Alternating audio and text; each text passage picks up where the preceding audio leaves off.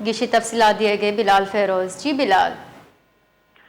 جی بالکل، آج Balochistan high court میں پیکا ترمیمی ایکٹ کے خلاف جو دائرانی درخواست تھی اس پر سماعت ہوئی ہے، اور کیس کی سماعت وہ جسٹس گل حسن ترین اور جسٹس عامر رانا نواز پر مشتمل 2 رکنی بینچ نے کی ہے۔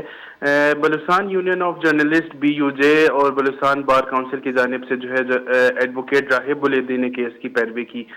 دوران سماعت وہ FIA کا نمائندہ عدالت میں بھی پیش ہوا اور اس نے جواب جمع کرانے کے لیے مہلت طلب کی ہے۔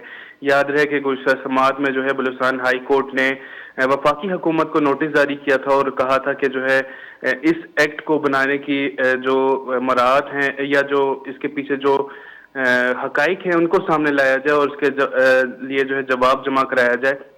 تو آج جب جواب جمع کروانا تھا تو اس دوران FIA کا ایک نمائندہ عدالت میں ضرور پیش ہوا، مگر اس نے جواب جمع کرانے کے لیے مزید مہلت طلب کی ہے۔ اسی پیش نظر عدالت نے کیس کی جو سماعت ہے وہ مزید 2 ہفتوں کے لیے ملتوی کر دی ہے۔